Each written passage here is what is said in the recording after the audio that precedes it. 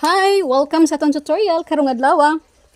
Kung gusto ka nga makakat-on unsaon paghimo og image gamit ang ChatGPT, kini nga video kay para jud sa imo. Okay, sugdan nato. Una, ablihi ang ChatGPT sa imong computer o cellphone. Karon, sa paghimo og image, ang pinaka-importante nga butang mao ang pagka-specific sa imong request.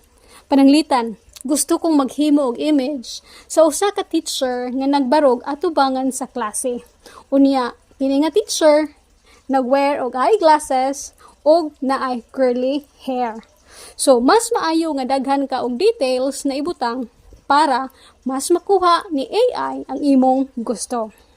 Inighuman nimo og type sa imong gusto, i-click ang send. After ana, mo generate ang AI sa image na imong gusto. Tadang! Mauni ang result base sa akong description nga gihatag sa AI. If ang picture dili ma-view after ma-download nimo, pwede kang mo-request sa AI nga ipa-JPEG ang format sa image. After ana, tagaan ka og downloadable link ni ChatGPT. Ayaw pagdugay-dugay, i-download ang link og pasalamat ni AI. If you find this video helpful, click like, comment, and share. Salamat!